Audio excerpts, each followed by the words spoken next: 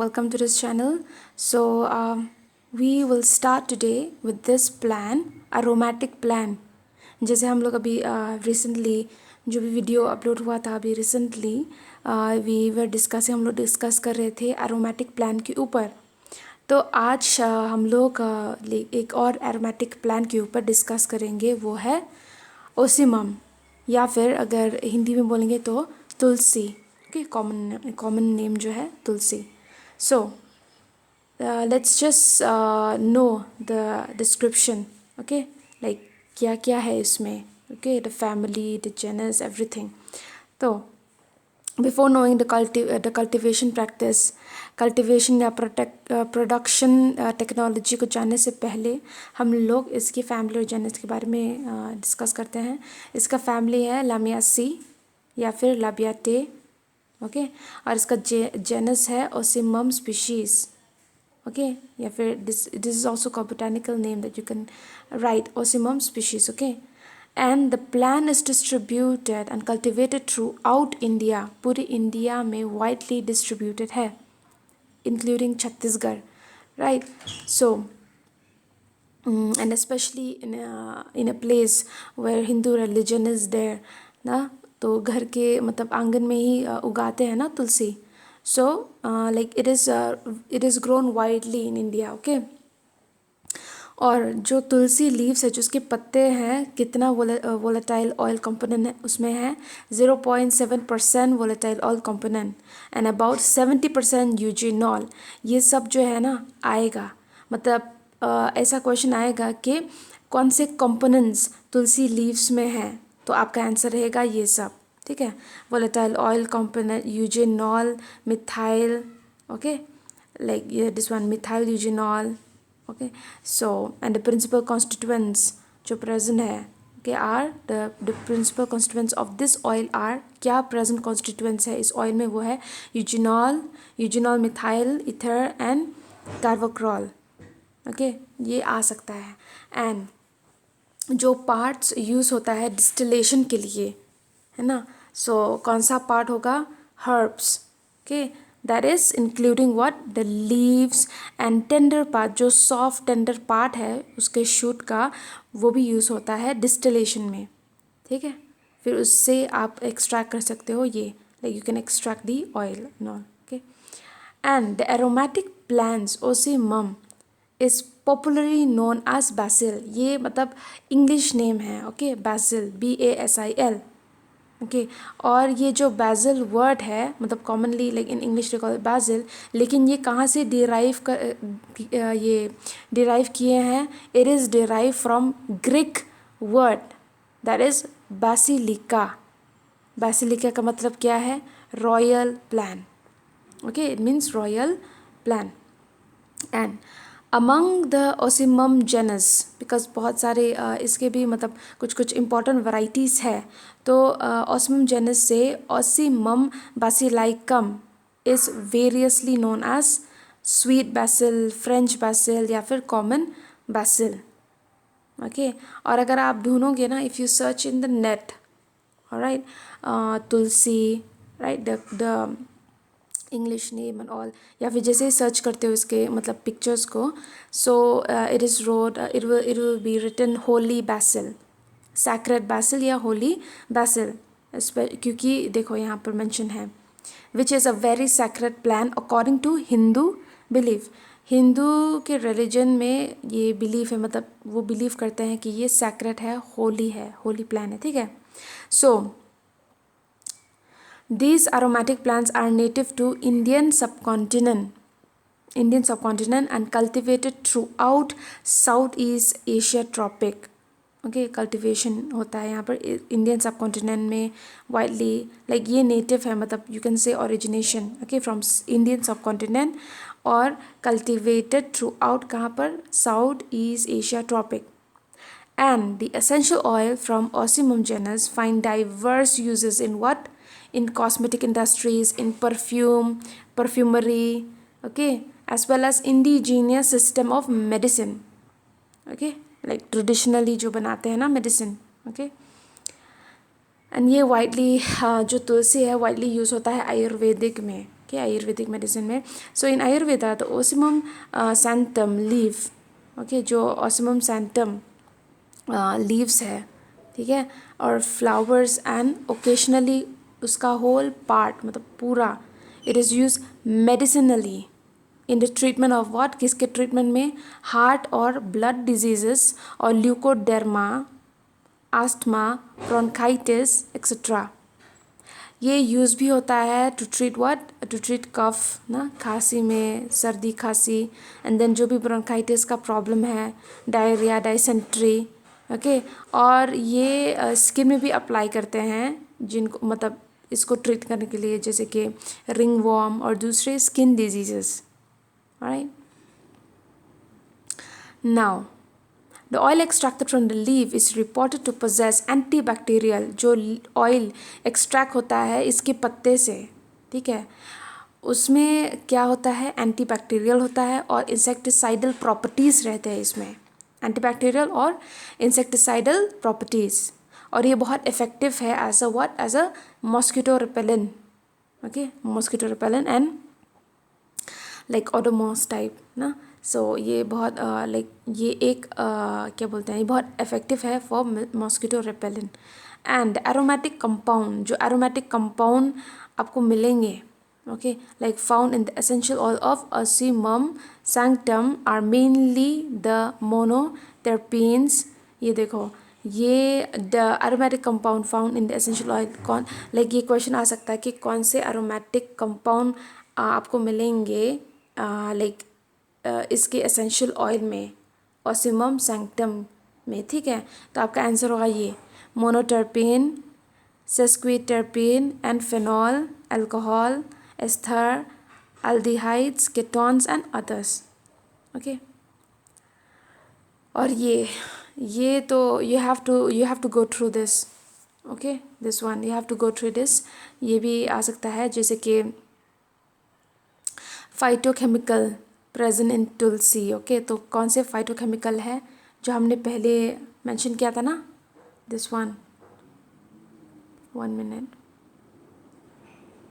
See here, जो principal constituents है Ocimum तुलसी में, यूजिनॉल, यूजिनॉल मिथाइल कार्बोक्रोल, ठीक है। तो ये रहा, देखो, यूजिनॉल कार्बोक्रोल, और ये इम्पॉर्टेंट लाइक रोजमेरिनिक एसिड, थाइमोल, बेटा क्रायोफाइलिन, ठीक है, ये इम्पोर्टेंट ये फाइटोकेमिकल्स है। तो ये क्वेश्चन आ सकता है कि फाइटोकेमिकल, जो फाइटोकेमिकल प्रेजेंट लाइक होते हैं तुलसी में, उसके मेंशन लाइक करो उसके नाम, ओके। तो आपको ये मेंशन करना है। और अगर ऐसे क्वेश्चन आएगा, name the phytochemical present in tulsi और एंड इट्स प्रॉपर्टी और यूजेस। सो ये साइट में ना, सो यूजिनॉल, इसके प्रॉपर्टीज़ या यूजेस क्या है, antiseptic, anaesthetic property, flavouring, anti diabetic essential oil etcetera. और थाइमोल का क्या है, स्ट्रॉन्ग एंटी माइक्रोबियल एट्रीब्यूट्स। और बेटा दिस वन कार्योफाइलिन का क्या है, relief of anxiety and depression. और रोजमेरिनिक एसिड का क्या है, इट्स एन एंटीऑक्सीडेंट। एंड कार्बोक्रोल का protective effects for the liver, antioxidant, actively against harmful organism, okay. ये इसके टाइप्स हैं, ओके। तुलसी के भी टाइप्स है, एक है ग्रीन टाइप, एक है पर्पल टाइप, ओके।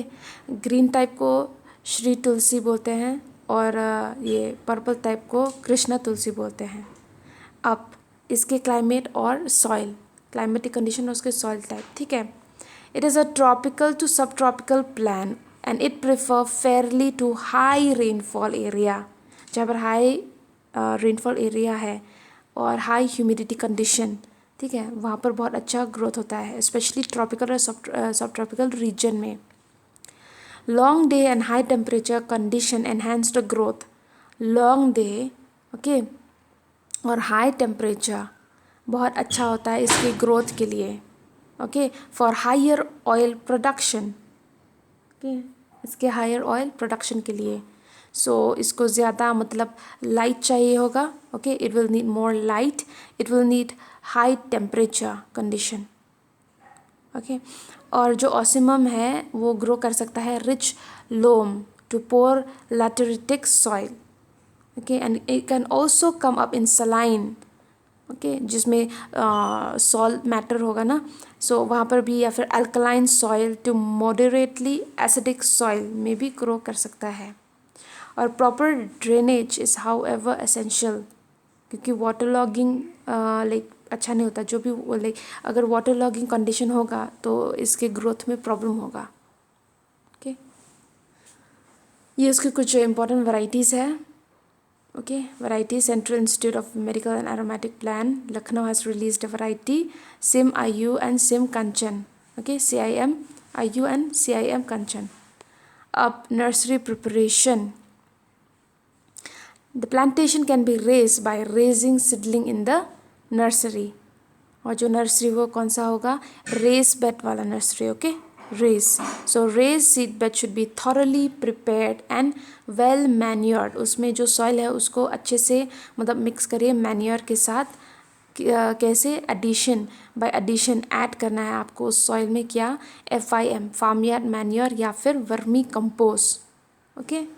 सो और जो सीड लाइक जो सीड है it should be sown in the nursery, seed को हमेशा लाइक होता है ना, मैंने ये भी बोला था पहले कि जो सीड है, कोई जो प्लांट के सीड है वो डायरेक्टली फील्ड में भी ग्रो कर सकते हो या फिर नर्सरी में प्लांट करते हो, लेकिन ये हमेशा आपको नर्सरी में प्लांट करना है। और जब like see about 20 to 30 gram seed are enough to raise the seedling for plant 1 hectare, planting 1 hectare, okay. Okay, आपने प्लान कर दिया सीडलिंग को, ओके, रेस बेड में। अब सीड को प्लान कर दिया रेस बेड में, अब जैसे ही वो ग्रो करेगा एंड इट विल रीच, जैसे ही सीडलिंग स्टेज में पहुंच जाएगा, okay, when it reach seedling stage like 1 metre का हो जाएगा हाइट, फिर आप इसको क्या प्लांटिंग कर सकते हो इसका ना, like you can raise it and you can plan it. देखो सपोज अगर आपने 20 से 30 ग्राम सीड प्लान कर दिया नर्सरी में, अब ये 20 से 30 ग्राम सीड फिर सीडलिंग हो जाएगा, फिर सीडलिंग के बाद ये आप प्लान कर सकते हो 1 हेक्टर लैंड में, ठीक है। सो या उसके बाद आप ये भी मिक्स कर सकते हो फिर से लाइक सोविंग के बाद, okay, farm yard manure, vermicompost, alright. उसके बाद आप ये हल्का इरिगेशन कर सकते हो विथ स्प्रिंकलर होस, ओके, या फिर जो लाइक वाटर कैन्स है ना उससे भी कर सकते हो। And the seed take about, कितना टाइम लगता है इसको जर्मिनेशन में और सीडलिंग बनने में, it take about 8 to 12 days to germinate and seedlings are ready for transplanting in about 6 week time, 6 हफ्तों के बाद। देखो, transplanting the seedling that are 5 to 6 centimeter long are ready to transplant, तो इसका लाइक अगर centimetre में अगर count करोगे तो it will B 5 to 6 centimeter long, ये रेडी हो गया ट्रांसप्लांट करने के लिए। ये सीडलिंग जो है it is 4 to 5 weeks old seedling, okay, 4 से 5 हफ्ते ओल्ड सीडलिंग है, ठीक है, okay. Now spacing 60 into 60 centimetre, ये सूटेबल है ऑसिमम सैंटम के लिए। और irrigation, the crop is irrigated immediately after planting, ठीक है, जैसे ही प्लांटिंग करते हो सीडलिंग को ट्रांसप्लांट, लाइक ये ट्रांसप्लांटिंग के बाद मैं बता रही हूँ, ठीक है, जैसे ट्रांसप्लांट करते हो उसके बाद डायरेक्टली लाइक इमीडिएटली आपको पानी देना है, इरिगेशन करना है। और समर में देखो 3 से 4 इरिगेशन पर मंथ, 1 महीने में 3 से 4 इरिगेशन नेसेसरी है, ऑलराइट। सो नाउ ये कुछ इसके पेस्ट और डिजीज़ेस है। So ocimum sanctum is a hardy crop है, और इसमें ज़्यादा जो मतलब सीरियस पेस्ट होते हैं वो नहीं होते हैं, like no serious pest and disease have been reported, okay. So कुछ सीरियस ऐसा लाइक पेस्ट डिजीज़ नहीं है जो अभी तक रिपोर्ट किए हैं, okay, like the doctors and the scientist. But in some situation, कुछ सिचुएशन में जैसे कि वाटर लॉग हो गया, तो ये कंडीशन लीड करता है रूट रॉट में, जो जड़ें हैं, ठीक है, अगर ज़्यादा वाटर लॉगिंग हो गया तो जो जड़ें हैं वो सड़ जाते हैं, ठीक है, इट स्टार्टेड रॉटिंग, सड़ जाते हैं। तो अवॉइड करने के लिए प्रॉपर ड्रेनेज सिस्टम होना चाहिए, प्रॉपर ड्रेनेज सिस्टम आपको अच्छे से मेंटेन करना है। ओके, सो अगर if the problem becomes serious, drenching has to be done with 3% नीम। मतलब अगर फिर भी रॉटिंग से पहले जैसे आप देख लिए, मतलब ऑब्जर्व कर लिए, alright, if you observe it even if it's underground, but still आपने कुछ डिफरेंस देखा, फिर आपने चेक किया, एक प्लान में आपने ऐसे देखा, फिर आप ये 3% neem seed kernel extract apply कर सकते हो। ठीक है, अब आएंगे हार्वेस्टिंग में। So ocimum sanctum is ready for first harvest. पहला हार्वेस्ट कब होगा? 90 to 95 DAP के days after planting. Okay, days after planting. So 90 to 95 days after planting ये रेडी है, ये प्लान रेडी है हार्वेस्टिंग के लिए। ठीक है, और ये subsequent harvests are taken approximately once in 3 months। Like एक जैसे कि पहला हार्वेस्ट हो गया, पहले हार्वेस्ट के बाद 3 महीने के बाद आप फिर से चेक कर सकते हो, फिर से हार्वेस्टिंग कर सकते हो। Okay, so yeah, so even if you want to cut it, okay, so you can cut it. See, the crop should be cut at 15 to 20 centimeter above the ground level। Okay, so see, for leaf production also the crop has to be harvested at flower initiation। okay, for leaf production, तो जो crop है, अगर आपको leaf production ज़्यादा चाहिए, ठीक है, तो जो क्रॉप है आप उसको हार्वेस्ट करोगे फ्लावर इनिशिएशन के बाद। ठीक है, लाइक जब फ्लावर अच्छे से ब्लूम होगा तब, right.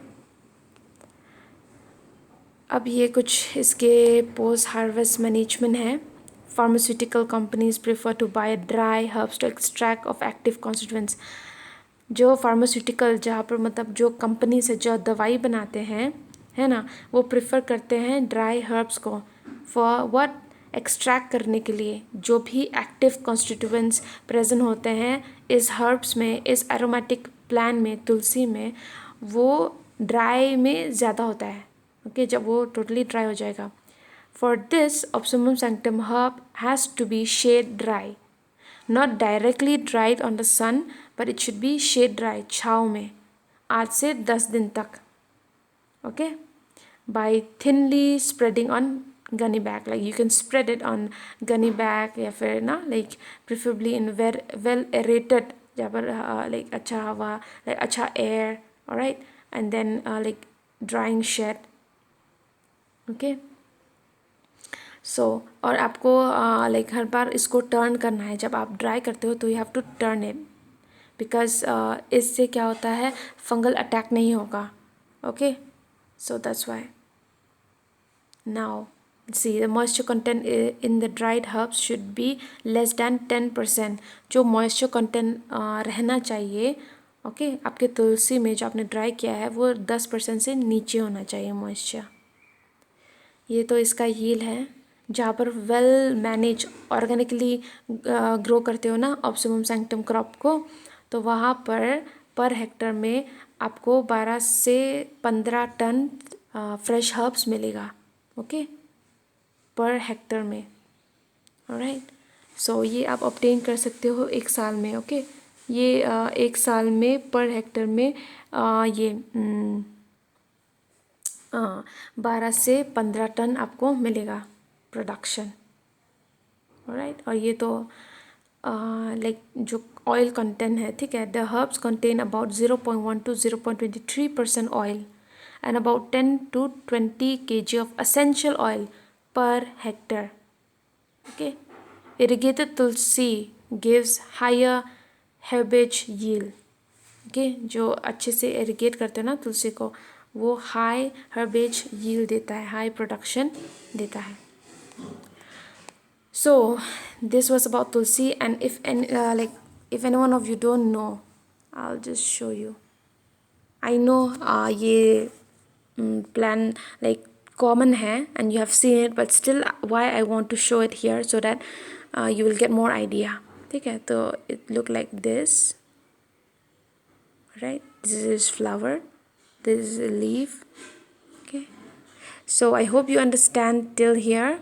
So we'll see you now in the next class. Okay, so till then, take care. All right, see you.